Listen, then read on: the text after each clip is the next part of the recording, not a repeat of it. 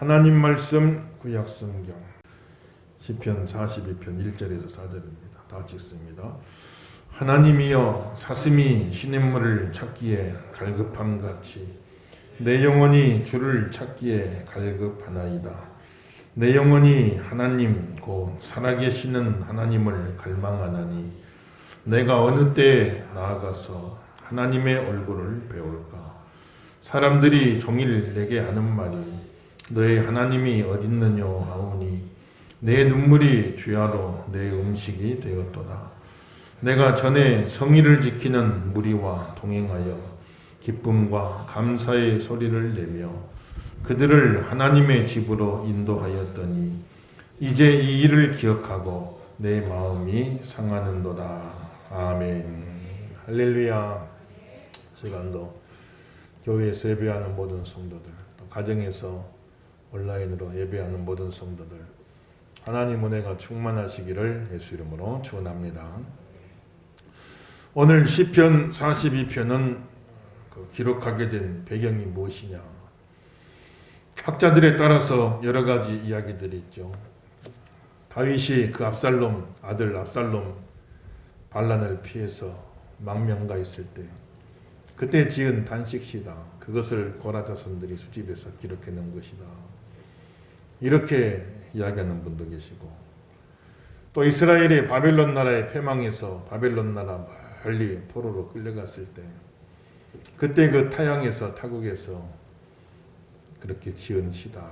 이렇게 이야기하는 사람도 있고, 또 억울한 누명을 쓰고 이스라엘에서 추방되어서 저 이방 땅에 거기서 살아가는 사람이 하나님 앞에 자기 억울함을 호소하고 하나님의 구원을 사모하는 그런 내용이다. 이렇게 보기도 하는 것이고, 여러 가지 이제 시 배경에 대해서 주장들이 있죠. 공통점은 뭐냐면은 이 시인은 지금 이스라엘의 예루살렘을 떠나 있는 것이죠. 그곳에 있지 못한다. 그러니까 망명 중인 다윗도 포로 생활하는 이스라엘 백성들도 억울한 누명을 쓰고 쫓겨난 사람도 공통점은 뭐냐면 지금 이스라엘 예루살렘에 거하지 못하고 원치 않는 곳에 지금 머물면서 예루살렘을 그리워하는 그런 모습으로 나타나고 있죠. 시인은 자기 자신을 목마른 사슴에 비유합니다. 하나님이여 사슴이 시냇물을 찾기에 갈급함같이. 오랜 가뭄 만나서 산천이 다 말라 비틀어지고 그 가운데 사슴 한 마리가 목이 말라가지고 큰 물을 찾아서 깊은 계곡까지 내려오는 거죠. 평소에 시냇물이 흐르던 자리, 그 자리에 큰 물 한 모금 마시려고 찾아 내려왔는데 가뭄이 너무 심하니까 그 시냇물 흐르던 자리까지 다 말라버렸어요. 그래서 저기만 가면 내가 물을 마실 수 있겠거니 생각하고 그 깊은 골짜기까지 찾아 내려왔는데 보니까 시냇물 흐르던 자리까지 싹 말라버리고 마른 땅만 있는 거지. 그러니 그 말라붙은 시냇가에 지쳐 쓰러져서 하늘을 향해서 헐떡거리며 목말라 죽어가는 그런 사슴의 모습에다가 자기 자신을 비유하는 목마른 사슴 같습니다. 그런데 그가 그렇게 목말라하고 사모하는 대상이 무엇인가? 뭘 그렇게 도대체 목말라 했는가? 그 비유로 그렇게 표현할 때 뭐를 그렇게 목말라 했는가? 오늘 1절과 2절을 다시 한번 보실까요? 1절과 2절 다시 한번 읽어봅시다. 시작. 하나님이여 사슴이 시냇물을 찾기에 갈급함같이 내 영혼이 주를 찾기에 갈급하나이다. 내 영혼이 하나님 곧 살아계시는 하나님을 갈망하나니 내가 어느 때에 나아가서 하나님의 얼굴을 배울까. 주를 찾기에 갈급한 거예요. 하나님 찾기에 갈급한 겁니다. 내 영혼이 살아계신 하나님을 갈망합니다. 내가 어느 때나 나아가서 하나님의 얼굴을 배울까. 하나님 얼굴을 배운다 그 말은 예배한다는 건데 내가 어느 때나 저 시온산에 있는 하나님의 성전 이스라엘 예루살렘 시온산에 있는 그 하나님의 성전에 나가서 하나님을 예배할 수 있겠을까. 그는 지금 시온산에 있는 하나님 성전에 가질 못하고 6절에 내 하나님이여 내 영혼이 내 속에서 낙심되므로 내가 요단 땅과 헤르몬과 미살산에서 주를 기억하나이다. 하나님 성전에 있는 시온산에 가질 못하고 저 북쪽에 있는 헬몬산 밑에서 하나님을 그리워하고 있어요. 그 시온산을 그리워하고 있는 겁니다. 예루살렘 성전을 그리워하고 있는 것이죠. 그래서 참 그 하나님을 향해서 예배하고 싶은 마음, 하나님을 향한 목마름, 예배를 향한 목마름, 그런 목마름을 지금 이야기하고 있는 것이죠. 우리 몸이 물 없이 살 수 없는 것처럼 우리 영혼은 하나님 없이 살 수가 없어요. 예배 시간은 살아계신 하나님을 만나는 시간이에요.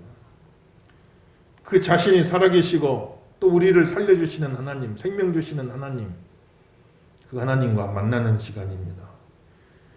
하나님이 생수의 시냇물이에요. 예배는 살아계신 하나님을 만나서 우리 영혼이 살아나는 시간이에요. 목말라 죽어가던 사슴이 시냇물 마시는 시간인 겁니다. 예배를 사모하는 겁니다.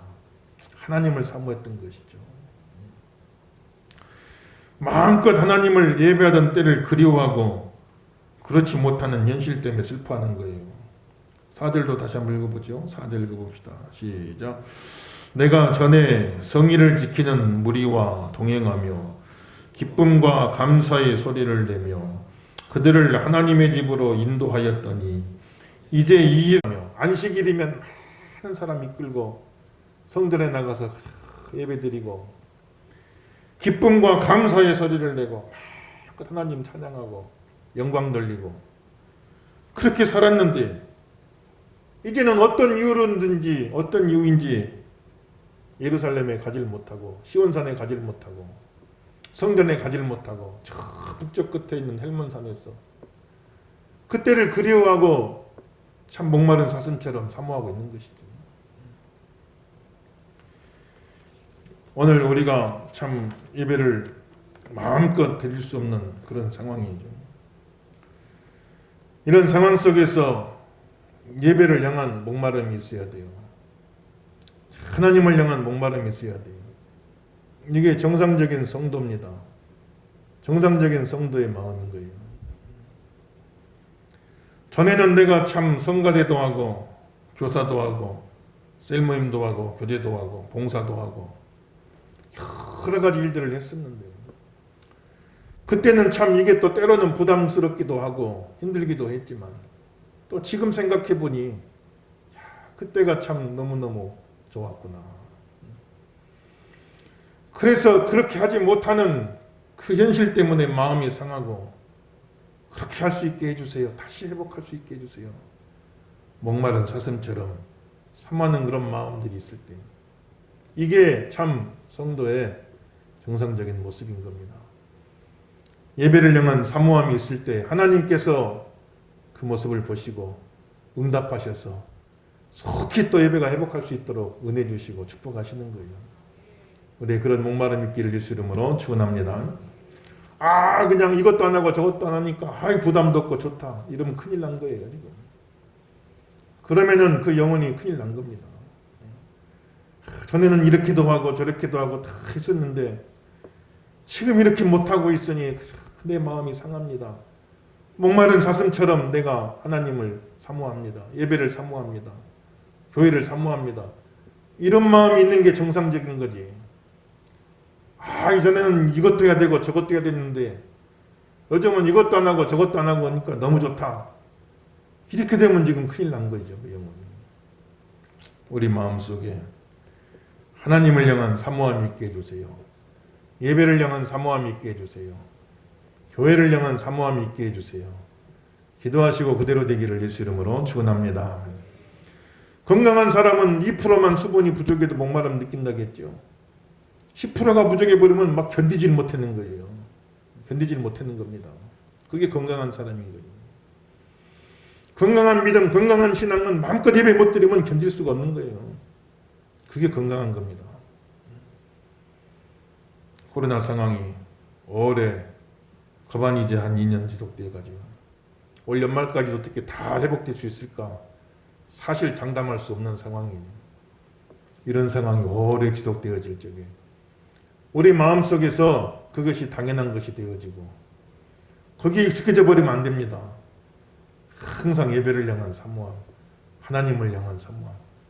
그때는 이렇게도 했고 저렇게 됐는데 그렇게 못해서 마음이 상하고 더 목마른 사슴처럼 사모하는 그런 성도들에게 하나님이 더 은혜 주시고 더 축복해 주시고 그 마음 기쁘게 보셔서 더 속히 회복할 수 있도록 하나님이 역사해 주실 줄로 믿습니다. 우리가 무엇 때문에 목마르고 살아가는 가 어떤 사람은 돈에 목이 말라가지고 목마른 사슴처럼 내가 돈을 사모합니다. 그냥 돈 돈에 목이 말라가지고 아무것도 못 보고 그냥 돈만 찾아가. 어디든 가는 거예요. 어디든 가요. 무슨 일이든 하는 거지. 목말른 사슴처럼 물 한 모금 못 마시면 꼭 죽는 사람처럼 돈에 목말라서 사는 사람도 있고 어떤 사람은 쾌락에 목이 말라가지고 다른 걸 다 잃어버리고 다른 걸 다 뺏겨도 가득하게만 쫓아가요. 어떤 사람은 참 도박에 마약에 술에 그렇게 목이 말라가지고 다 가정이 깨지고 부서져도 거기만 또 쫓아가는 거예요. 어떤 사람은 명예에 어떤 사람은 성공에 참 사람이 목마른 게 너무 많아요. 우리가 지금 뭐에 목마름을 느끼고 살아가는가? 내가 뭐 때문에 가장 기쁘고 무엇 때문에 가장 슬픈가? 기뻐도 하나님 때문에 기쁘고 슬퍼도 하나님 때문에 슬프고 하나님에게 목이 말라야 돼요. 그런 믿음 되시길 주 이름으로 축원합니다. 마음껏 내가 신앙생활 못한 게 이게 너무 힘들어야 돼 지금요. 하나님 앞에 예배 드릴 때 그게 제일 기쁨이 돼야 돼요. 주께와 엎드려 경배 드립니다. 주님 계신 곳에는 기쁨 가득 무엇과도 누구와도 바꿀 수가 없네. 예배 드림이 기쁨이 됩니다. 주의 장막이 어찌 아름다운지요. 내 영이 사모합니다. 내 마음 다하여 주님께 찬송합니다. 나의 왕 나의 주께. 주의 전에서 하루가 세상에서 첫날보다 낫습니다. 악인의 장막에서 대접받는 것보다 성전 문지기로라도 쓰임받는 것이 나는 더 좋습니다. 이게 보면 하나님께 목말랐던 성도들의 고백이죠. 얼마나 아름답고 귀해요.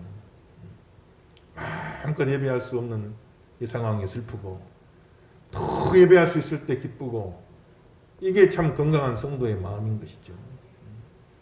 어느 곳에 있든지 교회에 나와서 또 예배하고 오늘도 몇 명밖에 못 한다, 몇 명밖에 못 나온다, 참석 못 한다. 그러니까 많이들 양보를 하는 것 같아.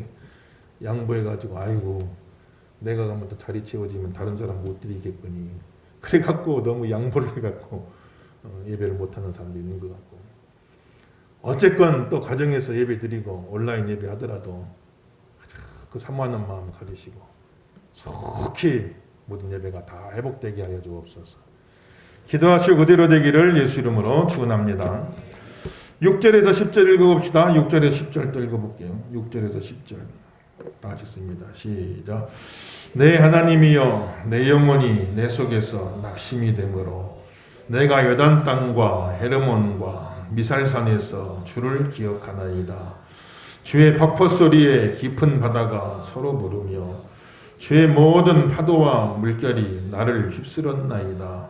낮에는 여호와께서 그의 인자하심을 베푸시고 밤에는 그의 찬송이 내게 있어 생명의 하나님께 기도하리로다. 내 반석이신 하나님께 말하기를 어찌하여 나를 잊으셨나이까? 내가 어찌하여 원수의 압제로 말미암아 슬프게 다니나이까 하리로다. 내 뼈를 끼르는 칼같이 내 대적이 나를 비방하여 늘 내게 말하기를 내 하나님이 어디 있느냐 하도다. 아멘. 지금 시인이 자기 상황을 큰 폭포가 막 때려버리는 상황에다가 묘사를. 그리고 그냥 성난 바다의 파도와 물결이 막 자기를 휩쓸어가는 그런 모습에다가 묘사를 하는 겁니다. 시인은 목마른 사슴처럼 잔잔히 흐르는 시냇물을 찾았는데 시냇물을 기대했는데 물은 물이로 돼 눈물이 양식이 되어지고 여기는 큰 폭포가 자기를 내려쳐버리고 막 성난 파도 싸나운 물결이 막 휩쓸어가 버리는 그런 대조적인 모습으로 비유를 하고 있죠. 시인은 참 보면은 시냇물은 생명의 물인데 지금 나오는 폭포와 성난 파도는 바다는 사망의 물이는 거예요. 생명의 물을 바랬는데 사망의 물이 찾아온 거예요. 상황이 너무나 힘든 겁니다. 나이아가라 폭포 앞에 가본 사람들은 입이 떡 벌어지고 인간이 얼마나 왜소한가 느낀다는 거죠. 사람은 감당할 수 없는 그 자연의 위험, 자연의 위압감 앞에 그냥 움츠러드는 겁니다. 큰 파도가 막 내리쳐버린다고 생각해보세요. 성남 바다에 거센 물결이 막 휩쓸어 간다고 생각해보세요. 그건 죽음의 물입니다. 생명의 물이 아닙니다. 주어진 환경은 지금 죽음의 물과도 같다. 생명의 물을 바랬는데 죽음의 물이 찾아왔습니다. 요즘에 중국에 홍수 난 거 보니까 참 보면 물이란 건 무서운 거예요. 물이 너무 무서운 겁니다. 보도 보니까 4km 되는 긴 터널에 차가 수천 대가 왕복 6차선인가 된다고 그러는데 차가 수천 대가 길이 막혀가지고 정체되어 있었는데 2분 만에 그냥 홍수물이 확 들어와 버리니까 침수가 돼버렸어요. 높이가 4m 되는 터널이라 그 많은 사람들이 4,000명이면 한 명씩만 타도 4,000대 아닌 거예요. 어제 영상을 보니까 중국은 이제 공산 독재 체제라 딱 그 현장을 봉쇄해버리고 군인들로 둘러싸요. 일절 보도 못하게 통제하고 있는데 그래서 누가 찍었어요. 그걸 누가 찍었는데 이제 일반인이 찍은 거죠. 영상을 찍었는데 20톤 30톤 트럭이 막 시신을 이제 운반해 나가는 사람이 얼마나 많이 막 계속해서 시신을 빼나가는데 정식 보도는 못하고 누가 이제 핸드폰으로 그걸 찍어가지고 그래가지고 막 영상을 공개한다고. 이야 물장기 무서워. 신으로 늑탕물이 그냥 확 덮치는데 2분 만에 덮치니까 이건 빠져나올 수도 없죠.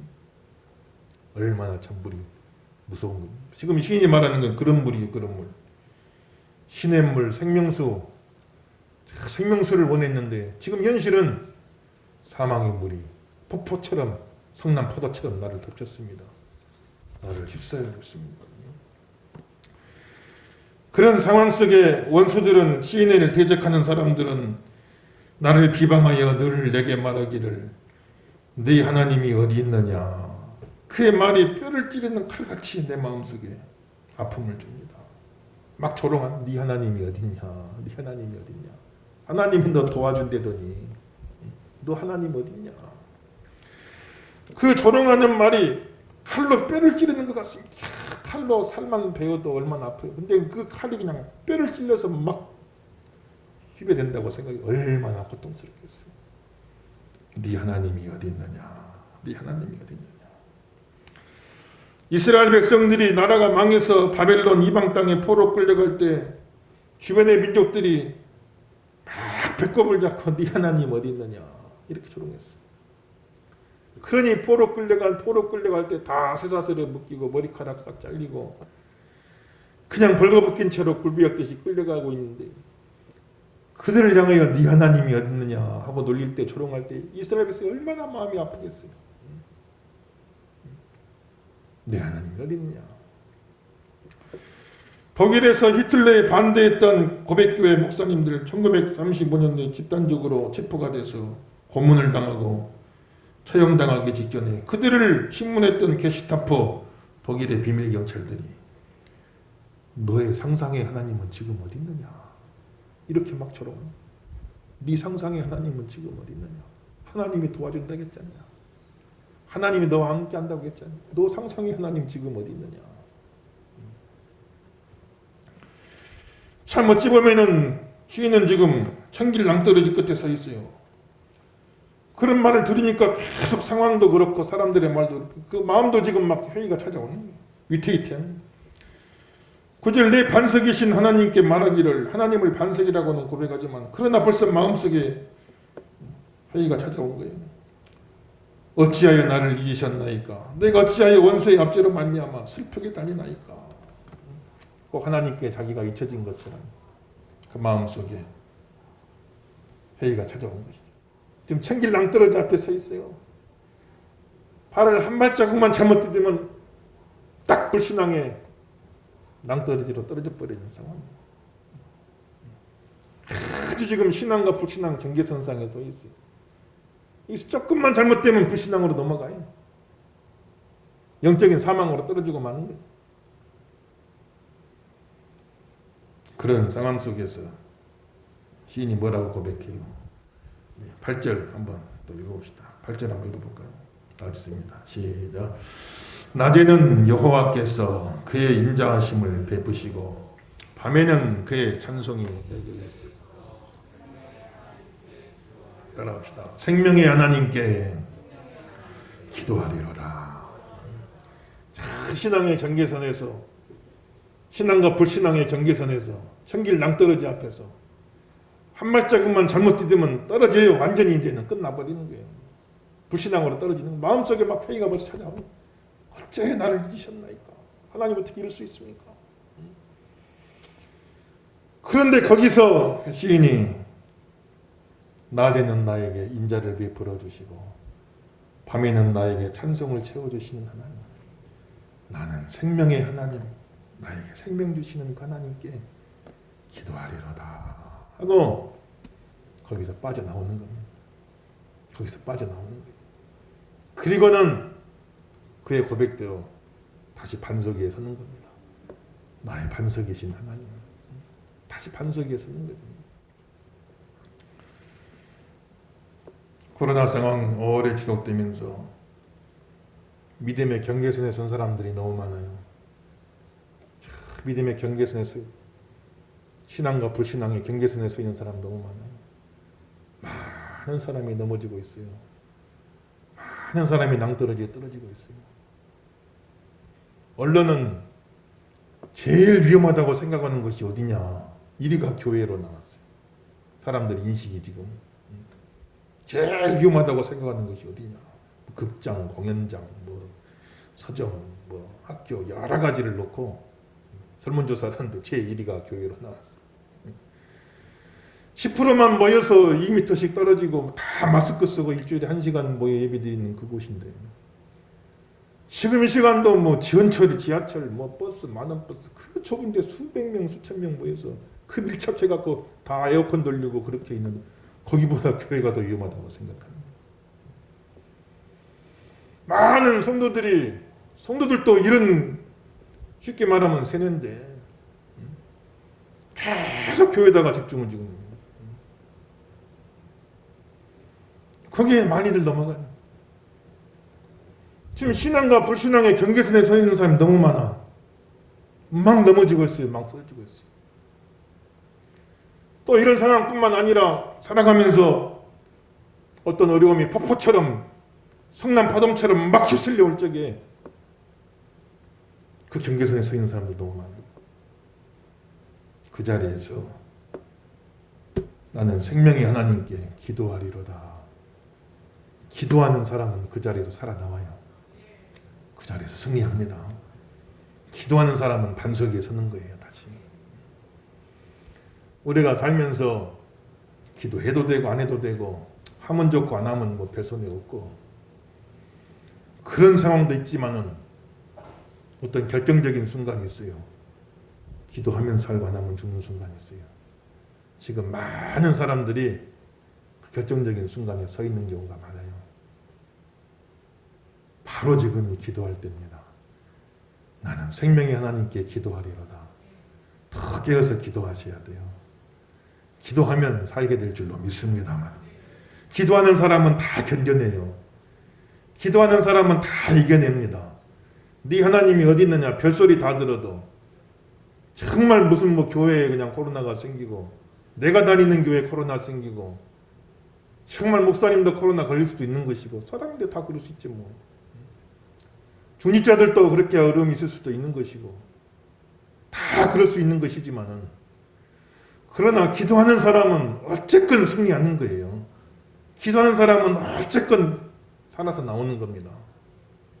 견뎌내는 거예요. 이겨내는 거예요. 나는 생명의 하나님께 기도하리로다. 승리하시기를 예수 이름으로 축원합니다. 미국의 심리학자 도슨 박사라는 분이 기독교인 상대로 물었죠. 당신도 슬럼프에 빠집니까? 그러니 기독교인들에게 물었는데 100% 나도 슬럼프에 빠질 때가 있습니다. 답이 그렇게 나왔어요. 예수 잘 믿는 사람이라고 슬럼프 없는 게 아니에요. 무엇 때문에 가장 슬럼프에 빠지게 되는 상황입니까? 원인이 뭡니까? 물어보니 제일 첫 번째로는 건 어떤 일이 참 내 계획대로 안 됐을 때 너무 슬럼프에 빠져요. 다 일을 어떤 계획을 세우고 참 어떤 소망을 가지고 그걸 추진했는데 그게 그냥 다 무산돼 버릴 적에 사람이 맥이 빠지죠. 슬럼프 빠지죠. 두 번째는 인간관계 속의 갈등, 여러 가지 직장 동료, 상사, 친한 친구, 더 서로 가까이 있는 사람, 그런 사람들과의 관계 속에 그냥 거기서 어떤 어려움이 찾아올 적에 슬럼프에 빠진다.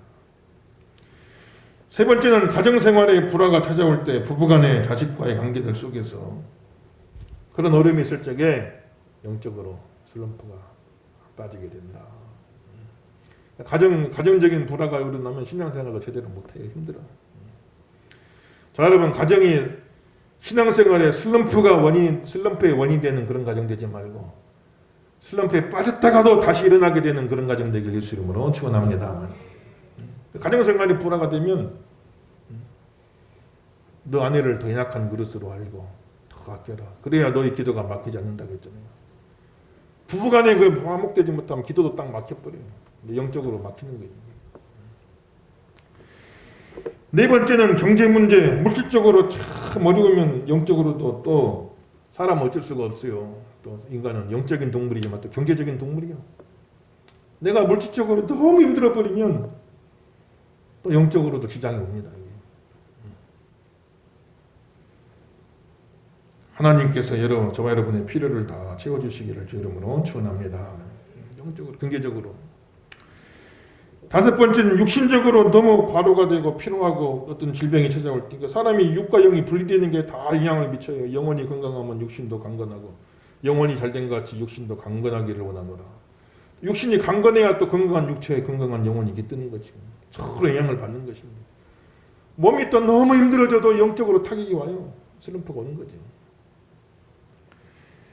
여섯 번째는 누가 어떤 다른 사람이나 환경이 아니라 자기 혼자 그냥 내면에서 우울함을 느끼고 열등감에 빠지고 고독감을 느끼고 좌절감을 느낄 때 그럴 때 또 슬럼프가 온다. 이렇게 말하는 것이죠.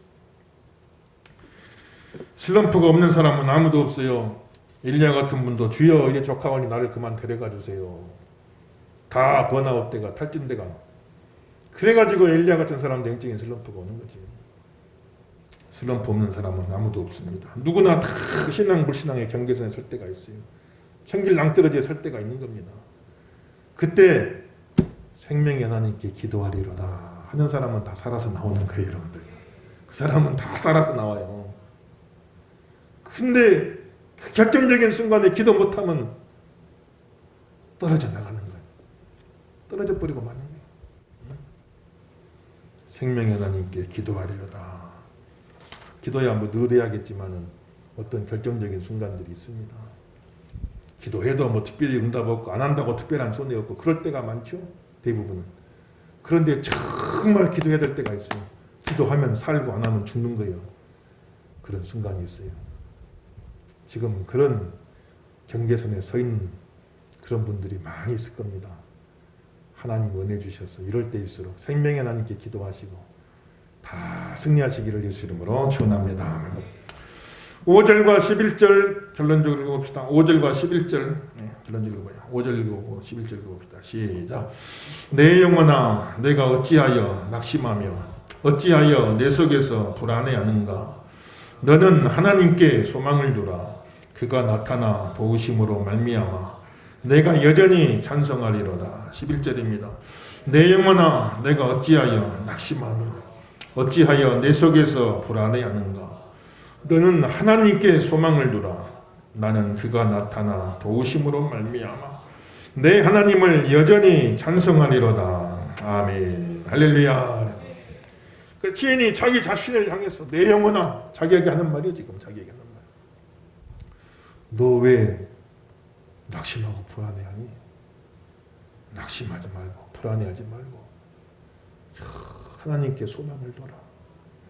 그가 나타나 도우심을 인하여 나는 오히려 하나님을 찬송하리로다. 누군가 옆에 있어서 시인을 향해서 이렇게 말해주면 너무 좋겠죠. 왜 너 낙심하고 있어? 왜 너 불안해하니? 하나님께 소망을 둬. 하나님이 너를 도와주실 거야. 너는 찬송하게 될 거야. 누군가 이렇게 이야기해주면 얼마나 좋겠어요. 그런데 지금 시인 곁에는 아무도 없습니다. 혼자 그렇게 예루살렘에서 추방되어 저 북쪽 헐몬산 아래 와 있어요. 혼자 쓸쓸히 지금 예루살렘을 그리워하고 있어요. 옆에서 아무도 시인에게 신앙적으로 위로나 격려나 때로는 꾸짖음이나 책망을 해줄 사람이 아무도 없는 거예요. 그럼 주변에 그런 사람이 아무도 없으면 그럼 맥 놓고 있어야 되냐? 그게 아니에요. 주변에 그런 사람이 없으면 내 자신이라도 내 스스로라도 나에게 말을 해줘야 돼요. 너 왜 낙심하냐? 너 왜 불안해하느냐? 하나님께 소망을 둬라. 하나님께 소망을 두고 하나님이 너를 도와주실 것이고 너는 결국 찬송하게 될 것이다.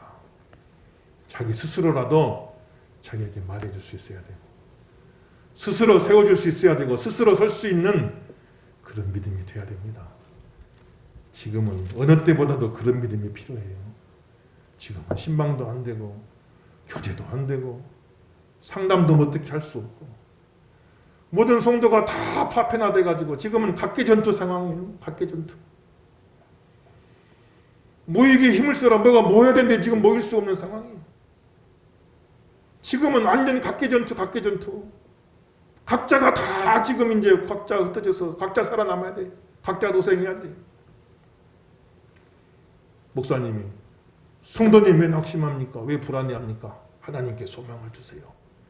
하나님이 도와주실 겁니다. 찬송하게 될 겁니다. 이렇게 격려해 줄 수 있고 어떤 신앙생활하는 집사님 그러면 안 되지. 왜 낙심하고 있어? 왜 불안해하고 있어? 하나님께 소망을 둬. 때로는 책망도 해주고 꾸짖어도 두고 그러면 좋지만 지금은 그럴 수 있는 상황이 아니잖아요. 그러면 맥 놓고 쓰러질 겁니까? 아니죠. 그렇게 해줄 사람이 없다면 내 스스로라도 내 자신을 향해서 내 영혼아 왜 낙심하느냐? 왜 불안해하느냐? 하나님께 소망을 둬라. 하나님이 너를 도와주실 거야. 너는 찬송하게 될 거야. 스스로 세워가는 스스로 설 수 있는 그런 믿음들이 다 되시기를 예수 이름으로 축원합니다. 다른 사람과의 대화도 중요하지만 자신과의 대화는 얼마나 중요한지 알 수가 없어요. 자기 자신과 대화하는 거지. 참 많은 사람들이 다 상담도 해주고 위로도 해주고 격려도 해주면 얼마나 좋아요. 그렇게 될 수 있는 날이 다 오면 좋지요. 그러나 그런 상황 속에서도 정상적인 상황 속에서도 결국에 가면 신앙생활은 하나님과 나 사이의 1대1의 관계입니다. 결국 혼자 못 쓰는 사람은 옆에서 아무리 도와주려고 해도 결국은 넘어지고 말아요. 무너지고 말아요. 다 옆에서 도와주고 격려해주고 위로해주고 그런 중에도 혼자 섰는 것이 얼마나 중요해. 지금은 그나마도 도와줄 사람이 없어요. 각자가 다 각자 각계전투 각자 도생해야 되는 상황이에요.